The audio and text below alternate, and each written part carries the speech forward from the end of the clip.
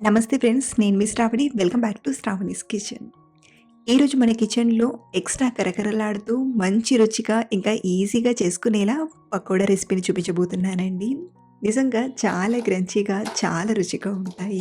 మా ఇంట్లో వీటిని చేసిన ఒక 10 నిమిషాల్లోపే అయిపోయాయి. అంత టేస్టీగా ఇంట్లో వాళ్ళకి నచ్చేసాయి.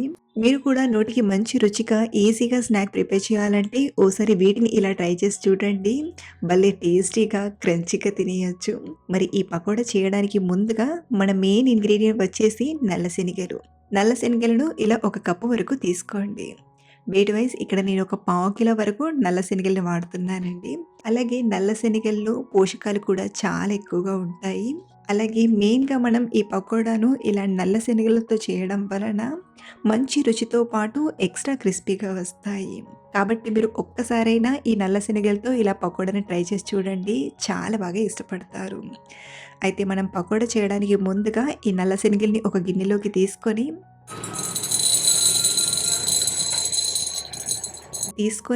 నీళ్లు వేసి ఒక 7, 8 గంటల పాటు నానబెట్టండి. మనం ఈవినింగ్ చేసుకోవాలనుకుంటే 10, 11 గంటలకి నానబెట్టుకుంటే సాయంత్రానికి శనగలనేవి బాగా నానుతాయి.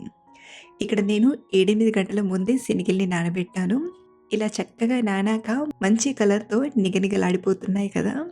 ఇప్పుడు ఈ శనగల్ని మళ్ళీ ఒకసారి కడిగి నీళ్ళన్నీ వంపేసి తీసుకోండి.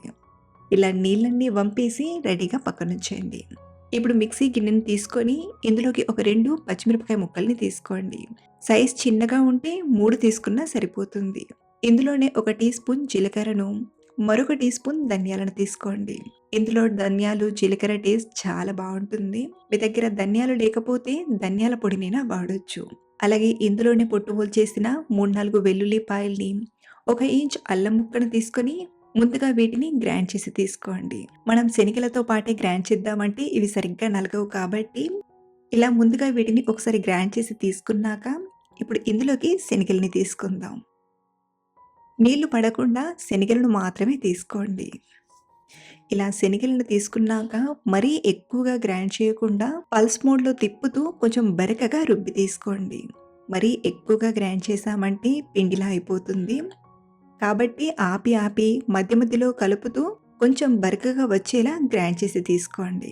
సో, ఇలా గ్రైండ్ చేశాక ఇప్పుడు దీన్ని మనం బౌల్‌లోకి తీసుకుందాం. ఈ రెసిపీలో ఎక్కడ కూడా నీళ్లు ఎక్స్‌ట్రాగా పట్టవండి. మనం నానబెట్టిన ఆ తడితోనే పకోడా తయారవుతుంది. ఇప్పుడు ఇందులోకి ఒక 2, 3 టేబుల్ స్పూన్ల ఉల్లిపాయల్ని తీసుకోండి. ఇలా సన్నగా తరిగి తీసుకోండి.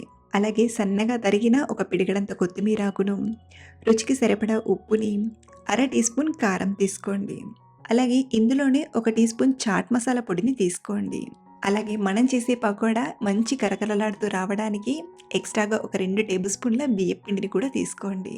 సో, ఇలా తీసుకున్న వీటిని అన్నీ కలిసేలా కలపండి. మనకు శనగల్లో ఉన్న తడికే బైండింగ్‌లా వస్తుందండి.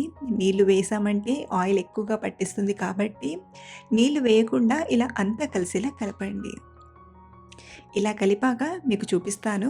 మనం ఇలా చేతిలోకి కొంచెం తీసుకొని ప్రెస్ చేసి చూసామంటే ముద్ద కట్టేలా వస్తుంది కదా!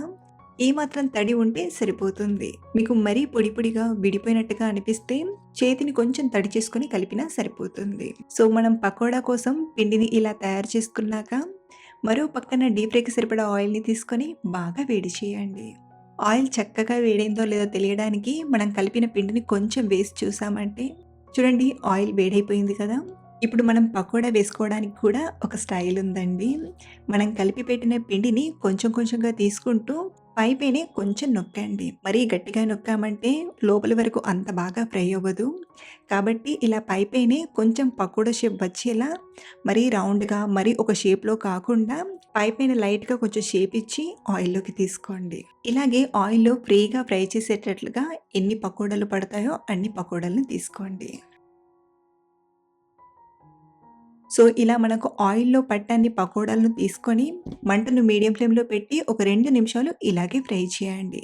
అలాగే మీరు ఈ పకోడాల్ని ఫ్రై చేసేటప్పుడు కంపల్సరీగా ఈ టిప్‌ని ఫాలో అవ్వండి. ఎందుకంటే మనం ఇది తడిగా ఉన్నప్పుడే టర్న్ చేసామంటే పకోడా విడిపోయే ఛాన్స్ ఉంటుంది కాబట్టి అది కొంచెం సెట్ అయ్యేంత వరకు ఆయిల్‌లో కొంచెం సేపు ఫ్రై చేశాకే టర్న్ చేస్తూ ఫ్రై చేయాలి.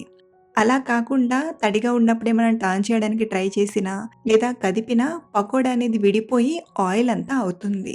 కాబట్టి ఫ్రై చేయడానికి ఇది మెయిన్ ఇంపార్టెంట్ టిప్ అండి. చూడండి ఇలా బాగా ఫ్రై అయ్యి మంచి కలర్‌లోకి వచ్చాక వీటిని ఆయిల్ నుండి తీసుకోవడమే. సో, ఎప్పుడు మనం శనగపప్పుతో కాకుండా ఓసారి ఇలా నల్ల శనగలతో కూడా ట్రై చేయండి. మంచి రుచిగా ఎక్స్ట్రా కరకరలాడుతూ తినేయొచ్చు. పకోడాలా ఫ్రై చేసి తీసుకోవడమే. వీటిని వేడి వేడిగా తిన్నా, చల్లారాక తిన్నా చాలా రుచిగా ఉంటాయి. మీకు నచ్చితే వీటిని టమాటా కెచప్‌తో గానీ, లేదా గ్రీన్ చట్నీతో అయినా తీసుకోవచ్చు. లేదా వట్టిగా వీటిని ఇలాగే తిన్నా చాలా టేస్టీగా ఉంటాయి. సో ఫ్రెండ్స్, టుడే చెప్పుకున్న ఈ tasty and simple snack recipe మీకు నచ్చితే ఈ వీడియోని లైక్ చేసి మీ ఫ్రెండ్స్ అండ్ ఫ్యామిలీకి షేర్ చేయండి. అలాగే ట్రై చేశాక మీకు ఎలా వచ్చాయో కింద కామెంట్‌లో చెప్పడం మర్చిపోవద్దు. మరిన్ని ఇలాంటి సింపుల్ అండ్ టేస్టీ రెసిపీస్ కోసం మన ఛానల్‌ని ఫాలో అవ్వండి. Thank you for watching.